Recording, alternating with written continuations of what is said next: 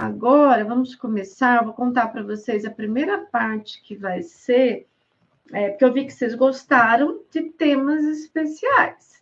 E nessa primeira parte eu vou falar de câncer de cólon. Então, eu vou falar para vocês o que é o câncer de intestino, por que surge o câncer de intestino, quais são os principais sintomas do câncer de intestino, como faz o diagnóstico e como é que é o tratamento. É lógico, gente, que eu não vou esgotar o assunto num vídeo, não vou. Haverá dúvidas, né? E deixem aqui nos comentários dúvidas que eu faço outros vídeos, se for o caso. Lembrando, quem não está inscrito ainda no canal, se inscreva. Acabamos de completar 100 mil inscritos e eu estou super feliz esperando a minha plaquinha chegar. Assim que ela chegar, vocês vão saber, né? Lembrando também que vocês já entrem dando like. A gente tem, 20 pessoas ao vivo, só 18 likes. Vamos chamar o pessoal para a live, né? Compartilhem esse conteúdo. Quanto mais vocês compartilharem, mais o YouTube vai entender. Esse é um conteúdo importante. Mas então, vamos lá. O que é o câncer de intestino? O câncer de intestino são células anômalas que perderam a função celular, que são células diferentes da glândula lá do intestino. E onde vão surgir essas células?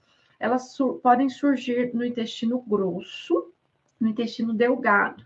No intestino grosso, a gente tem algumas partes, né? A gente tem ali a parte do reto sigmoide, né? Que é a parte final, que vai se comunicar, né, com a parte do reto, né? O sigmoide, que é uma parte do intestino grosso, se comunica com o reto. O reto, por sua vez, é dividido em reto baixo, que fica próximo do canal anal, reto médio e reto alto. Tudo isso é intestino grosso. Depois eu vou deixar uma fotinho aqui do intestino para vocês entenderem melhor, né? Isso faz parte do intestino esquerdo, né? O cólon descendente, cólon sigmoide. Ali a gente tem o reto, a gente tem também o intestino grosso, o cólon transverso, e a gente tem o intestino grosso direito, tá? Então, isso é o intestino grosso, que é onde é mais comum de acontecer o câncer coloretal.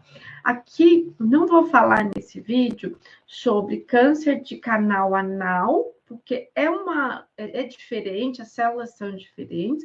Também não vou falar sobre câncer de intestino delgado, que também é um pouquinho diferente. Então, aqui, foco desse vídeo é o câncer coloretal, o câncer de intestino grosso.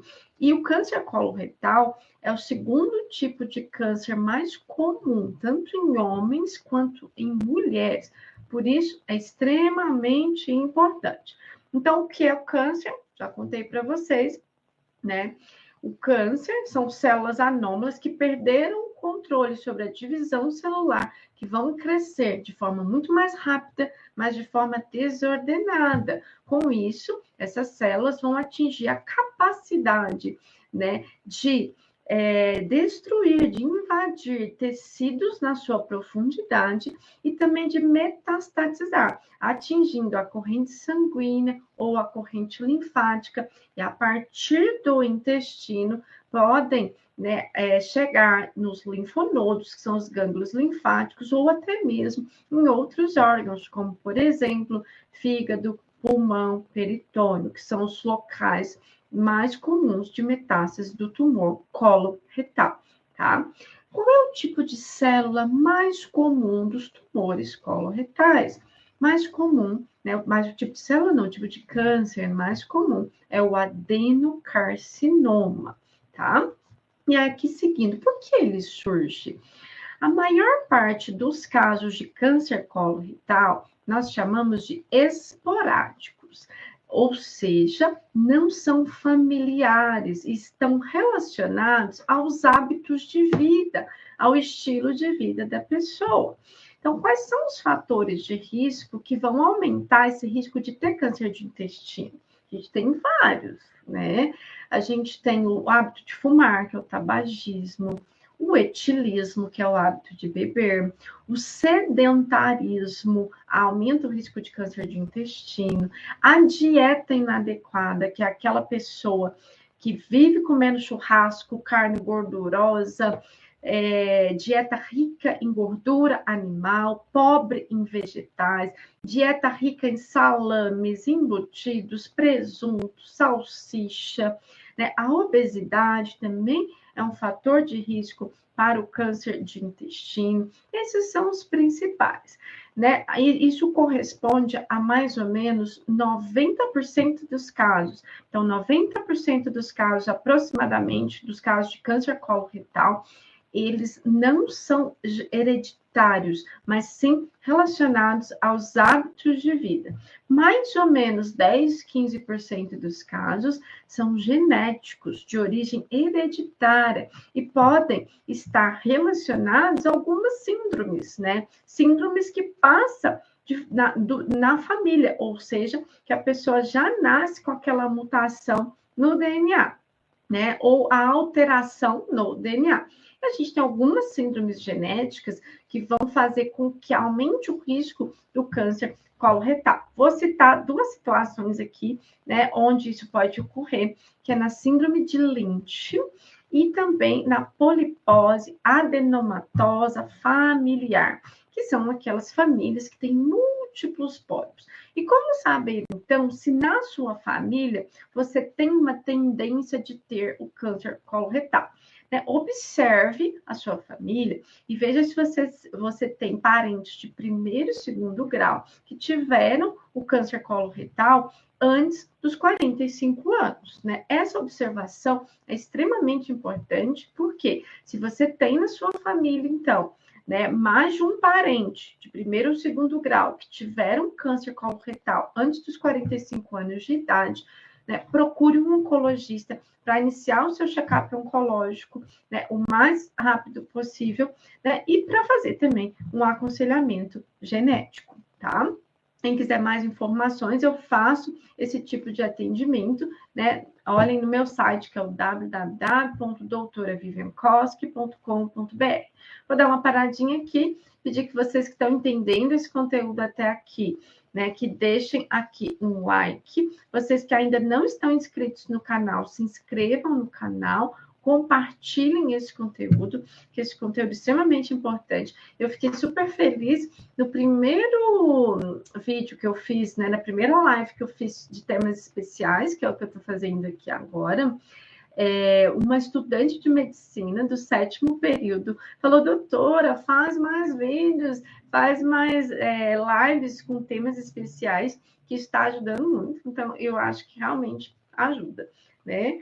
Então, agora eu vou falar sobre sintomas. Quais são os principais sintomas do câncer de intestino, né? Então, um sintoma muito negligenciado, mas que eu já vi muito na minha prática, é a anemia.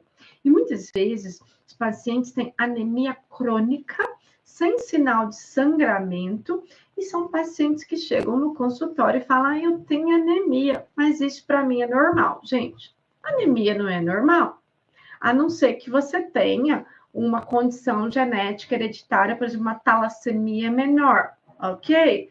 Mas tem que investigar. Então, anemia é um dos sinais e sintomas de câncer de intestino. Sangramento nas fezes é um sinal de câncer de intestino.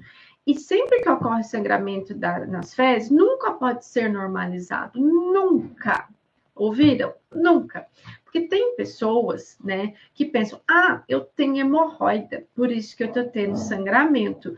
Mas, gente, tem que olhar se esse sangue é mesmo da hemorroida. Pode ser que você tenha hemorroida também, mas se você não procurar um proctologista, se você não fizer uma colonoscopia, você pode estar com câncer de intestino e não estar sabendo, tá? Então, sangramento nas fezes é um sinal de alarme, alerta vermelho. Você tem que procurar um médico, fazer uma colonoscopia e fazer um exame ali proctológico, tá? É importantíssimo. Outro sintoma também, outro sinal que pode acontecer: dor abdominal inespecífica, aquela dor esquisita, que dura mais de 3 semanas, é aquela dor que você toma os analgésicos, ela passa naquele período, mas depois aquela dor volta. Então, é uma dor estranha, que vai e volta, dura mais de 3 semanas. Outros sinais e sintomas, alteração do hábito intestinal, né? Mas também algo mais persistente. Um exemplo, a pessoa sempre teve o intestino preso e, de repente, ela começa a ter diarreia. Uma diarreia que dura mais de 3 semanas, não é uma coisa esporádica, né? Não é uma coisa relacionada à dieta da pessoa, não. É algo que não tem muito a ver com o que ela come e algo mais persistente. Ou também o contrário, a pessoa tinha um intestino normal e aí passa a ter o intestino preso de uma hora para outra e isso persiste por mais de 3 semanas, né? Então, esses seriam sinais e sintomas aí de alerta principais que eu coloco aqui para vocês ficarem bem atentos. E vamos lá, vamos falar sobre o diagnóstico. O diagnóstico, né, a tão temida colonoscopia, mas ela é extremamente necessária. A colonoscopia é um exame diagnóstico, é um exame preventivo. Por que preventivo, doutora? Porque o câncer coloretal, ele pode surgir a partir de pólipos intestinais, né? O pólipo, ele pode ser pré-cancerígeno, né? O sinal da alteração das células. Então, vocês vão ver, vocês já tiveram pólipo, pega lá seu anátomo patológico da colonoscopia que você fez, aí você vai ver lá, vai estar escrito pólipo hiperplásico. Se for um pólipo hiperplásico, ele é benigno. Aí você vai precisar repetir a colonoscopia dali a 3 anos, tá? Se for um pólipo displásico, ele já era um pré-câncer. Então, o que você acha que ia acontecer se você não tivesse feito a colonoscopia? Né, com 45 anos de idade, que ela é obrigatória e recomendada para todas as pessoas a partir dos 45 anos de idade.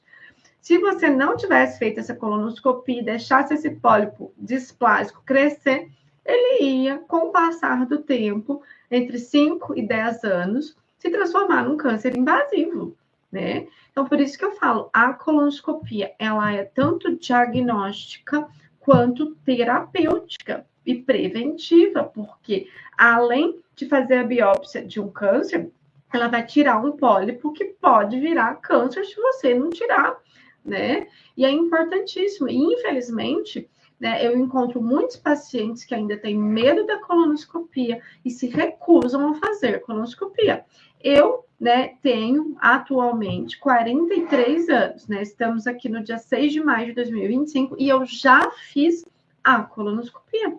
Porque, infelizmente, gente, o câncer coloretal, ele está sendo diagnosticado cada vez em pessoas mais jovens. Então, eu quis antecipar, sim, esse exame e recomendo a todos, né? Então, é muito melhor você, né, fazer um preparo de colonoscopia, você passar por esse exame, do que você ter um câncer avançado. Então, não façam isso por ignorância, porque vocês estão tendo essa informação aqui no canal. E espero que vocês passem essa informação adiante, né? Que não fique só com vocês. É extremamente importante. Lembrando que eu sou oncologista e sou especialista no tratamento do câncer coloretal, né? Mas eu espero que os pacientes não cheguem a mim com câncer coloretal, que os pacientes cheguem a mim na prevenção. Então, eu espero que a consciência chegue, né, ao povo brasileiro e a consciência chegue a todos, que vocês me procurem para fazer prevenção, para fazer check-up oncológico, e que eu veja cada vez menos cânceres invasivos, né? Mas sou especialista no tratamento desse tipo de câncer. Mas o meu grande objetivo é que vocês descubram um pólipo displásico e que esse pólipo seja retirado, que vocês não tenham câncer, né? Então, me procurem também para o check-up oncológico, para a gente chegar antes do câncer, agir também na mudança do estilo de vida, que é fundamental, né, para quem não quer ter câncer de intestino, fundamental ter um estilo de vida saudável, né? Então, diagnóstico, já contei, colonoscopia. Colonoscopia deve ser feita a partir dos 45 anos em pessoas que não têm fator de risco familiar a cada 5 anos. Pessoas que têm história na família, como eu disse, né, parentes de primeiro e segundo grau, que já tiveram câncer de intestino com menos de 45 anos de idade, devem começar antes, não com 45, mas bem antes. Exemplo, se você teve um tio ou dois que tiveram câncer de intestino com 45 anos, né, na sua família, você tem esse histórico familiar, primeiro que você tem que procurar um oncologista para um check-up oncológico. Segundo, que você vai precisar fazer a colonoscopia, iniciar esse exame 10 anos antes do primeiro parente que teve o câncer, ou seja, com 35 anos, tá? Sobre os tratamentos, né, primeiro, o diagnóstico, aliás, falando aqui do diagnóstico, como é que é feito? Vai tirar um pedacinho do tumor na colonoscopia, essa pecinha, nesse pedacinho do tumor, vai para análise do patologista e vai sair lá, né, infelizmente, o resultado do adenocarcinoma de cólon, adenocarcinoma de intestino. Aí vocês vão precisar procurar um oncologista, né? E aí o oncologista vai pedir exames de estadiamento oncológico para saber se esse câncer está localizado só no intestino ou se ele tem sinais de metástases. Então, isso é extremamente importante, né? E lembrando que eu sou especialista nesse tipo de tumor, isso é muito frequente na minha prática diária, né, os pacientes chegarem, né, porque o câncer de intestino é o segundo câncer mais comum, tanto em homens quanto em mulheres no Brasil, em 2025. Então, é infelizmente muito comum. E a primeira providência que eu faço é pedir exames de imagem. E podem ser tomografias de tórax, tomografia de abdômen superior, ressonância de pelve, que eu prefiro, principalmente quando é um câncer de reto, aí precisa ser a ressonância de pelve, a tomografia não é igual. Em alguns casos eu peço o PET scan também, tá? Marcadores tumorais, principalmente o CEA, o CA199, esses são os exames aí para entender se é um câncer localizado ou se é um câncer metastático.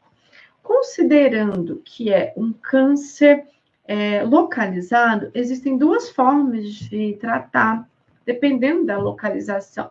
Se for um tumor de cólon, né, e se o câncer não tiver metástase, o tratamento sempre inicia com a cirurgia, né?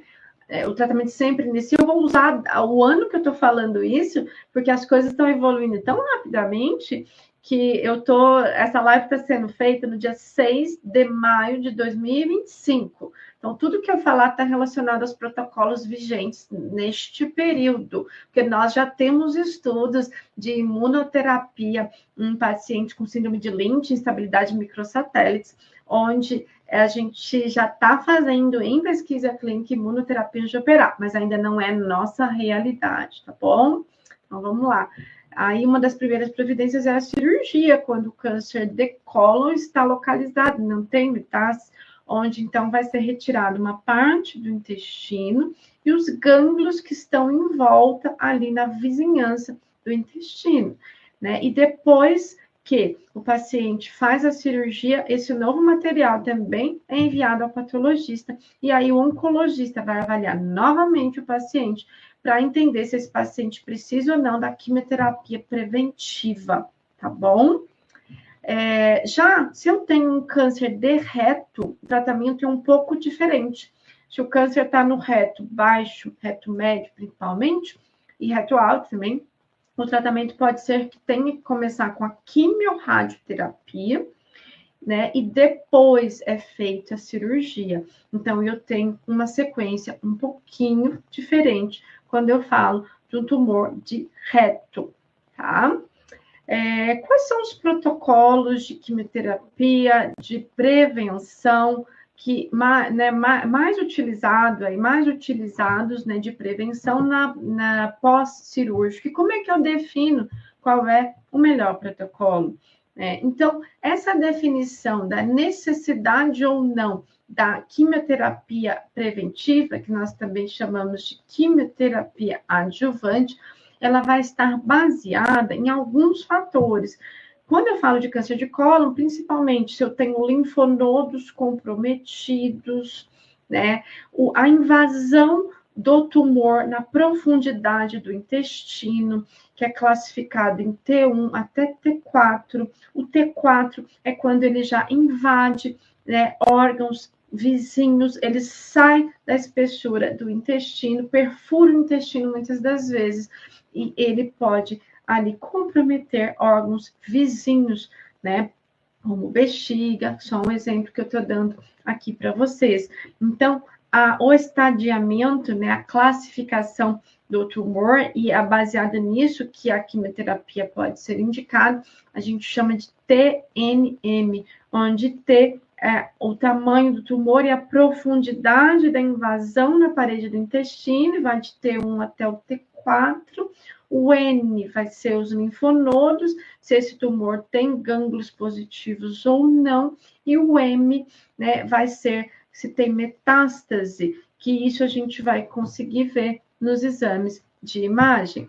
Os principais protocolos de quimioterapia, né, adjuvante preventiva feita no pós-operatório, pós-cirurgia, vão ser o FOLFOX, ele é na veia, e nós utilizamos bomba de infusão e um catéter especial chamado Portocat, tá? Em geral, essa quimioterapia adjuvante, ela dura 6 meses e o paciente faz a quimioterapia a cada 14 dias, no total de 12 ciclos, tá? Tem outros protocolos também, né? O Xelox ou Capox, que é um protocolo onde eu uso uma parte da quimioterapia na veia e a outra parte da quimioterapia de comprimido, né, que pode ser feito por 3 ou 6 meses, dependendo do estadiamento aí do câncer. Então, vai ser caso a caso, e isso vai ser avaliado pelo oncologista na consulta depois da cirurgia, tá? O Capox, ele é feito, né, por 8 ciclos, e ele é um pouquinho diferente a cada 21 dias. Também dura, aliás, feito por 8 ciclos, depende, né? Ele pode ser por 4 a 8, dependendo aí do estadiamento, que já falei várias vezes aqui de estadiamento no canal. Estadiamento, ele vai de 1 a 4, onde 1 é um tumor bem pequeno, né? T1 sem linfonodo positivo, linfonodo não tem nada, sem metástase. 4 é um tumor que tem metástases, né? Metástases à distância, por exemplo, fígado, pulmão, peritônio. Vocês que estão entendendo até agora, eu vou pedir que deixem um like. Vocês que não estão inscritos ainda no canal, se inscrevam no canal, compartilhem este conteúdo. E vocês que quiserem mais informações sobre o meu trabalho, quiserem ser atendidos por mim aqui em São Paulo, ou por telemedicina, que eu também atendo pacientes por telemedicina em todo o Brasil, em todo o mundo, e também vocês que quiserem fazer o tratamento do câncer de intestino aqui comigo em São Paulo, acessem o site www.doutoraviviankoski.com.br, tá? Falando um pouquinho agora de quando a gente descobre um câncer metastático, né? O que fazer? Tem jeito? Tem, gente. Quando descobre um câncer metastático, existem tratamentos extremamente modernos. Aqui eu vou dar uma pincelada, porque senão esse vídeo vai ficar muito longo. E aí, se a gente tiver muitos comentários, aí eu faço a segunda parte deste vídeo. Mas quando eu descubro, então, um câncer de cólon metastático, eu vou ver lá fígado, vou ver pulmão. Será que é operável? Então, a primeira coisa que eu vou perguntar, né? Será que não dá para operar essas metástases do fígado? Será que não dá para operar essas metástases do pulmão? É uma discussão que eu preciso ter, né? E quando eu tenho poucas lesões que ficam num lobo hepático só, que eu consigo tirar aquelas lesões, eu tirar aquele lobo, eu posso fazer isso. A metastasectomia é muito indicada hoje em 2025 para o câncer coloretal metastático. Isso claramente aumenta a sobrevida, aumenta a vida do paciente, a chance de remissão e até mesmo a chance de cura, né? Então, importantíssimo ver o tamanho, o número e a localização das metástases quando o diagnóstico é feito do tumor metastático, para eu entender se é possível a cirurgia, além do tumor primário, se é possível eu fazer essa cirurgia, né, retirando as metástases do fígado ou retirando as metástases do pulmão, dependendo, então, do número e da localização. Nem todos os pacientes, infelizmente, serão elegíveis para a cirurgia, para a retirada das metástases, porque, infelizmente, tem pacientes que têm um diagnóstico de um câncer já mais difuso, onde existem vários nódulos espalhados pelo fígado, né? E aí, nesses casos, a cirurgia não vai ser o melhor tratamento indicado, né? E quando o paciente tem um diagnóstico de um câncer metastático, a primeira providência que precisa ser feita é a análise molecular. Eu preciso saber o nome e sobrenome do câncer de intestino, né? Eu preciso saber mutações genéticas, porque é baseado nisso que eu vou escolher o tratamento adequado. Então, eu preciso saber coisas extremamente importantes que eu vou citar aqui para vocês. Eu preciso saber, o paciente tem instabilidade dos microsatélites? Por quê? 5% dos pacientes que têm câncer de intestino vão ter. E nesses casos, o tratamento que eu vou começar para esse paciente é a imunoterapia, não é a quimioterapia, né? Aí eu vou pesquisar alguns genes, vou citar alguns aqui, né? Vou pesquisar a mutação do KRAS e o NRAS. Se o paciente não tiver a mutação de KRAS e NRAS, ele vai poder ser tratado com medicamentos como cetuximab, panitumumab, combinados à quimioterapia. E lembrando que sempre que eu cito nomes de medicamentos aqui, eu não estou prescrevendo para ninguém. Esse canal não é patrocinado pela indústria farmacêutica. E o objetivo aqui de citar o nome de medicamentos é para que vocês tenham compreensão do que eu estou falando, né? Senão não resolve. Outros medicamentos que podem ser utilizados, né, junto com a quimioterapia, independente de mutações, é o bevacizumab, né, bem conhecido. Outras mutações que a gente pesquisa, a mutação do BRAF, né, outra mutação, a mutação do HER2, e também a biópsia líquida. É um exame muito bem-vindo, né, que eu utilizo e eu solicito em várias situações de câncer coloretal, principalmente para ampliar as possibilidades do tratamento oncológico. Era isso, pessoal, que eu queria dizer para vocês nessa parte inicial. Vou pedir que vocês que entenderam, deixem aqui um like. Vou pedir que vocês deixem comentários. Quem não está inscrito ainda no canal, se inscreva no canal. Lembrando que quem procura, cura. Lembrando que a colonoscopia, ela é recomendada para todas as pessoas a partir de 45 anos de idade. A cada 5 anos deve ser feita a colonoscopia se você tem um exame normal. Se você tem pólipo, o período, né, é de outra forma que ele vai ser indicada a colonoscopia, né? Então, é importante, quem procura, cura, né? Então, não tenham medo de fazer o exame, tenham medo, sim, de não fazer, né? Sou especialista no tratamento do câncer coloretal, atuo em São Paulo, né? Tenho 2 consultórios aqui em São Paulo, um deles fica na Vila Mariana e o outro fica em Moema, né? Lá na clínica de Moema, nós fazemos os melhores tratamentos para o câncer e para o câncer coloretal. Lá na clínica, nós fazemos esses protocolos que eu citei aqui para vocês, o FOLFOX, né? Fazemos imunoterapia, todos os tratamentos mais modernos para o câncer de intestino são feitos aqui em São Paulo, em Moema, né? Então, será um prazer atendê-los e acompanhar o tratamento de vocês aqui em São Paulo. Existe uma outra forma ainda, né, que vocês podem fazer uma consulta comigo, que é através da telemedicina, onde eu atendo pacientes de todo o Brasil e de todo o mundo, né, de vários países, né, e tem dado muito certo, né. Então, quem quiser mais informações, é só clicar no meu site, né, que vai estar aí embaixo no link, no primeiro comentário que vai estar fixado, que é o www.doutoraviviankoski.com.br.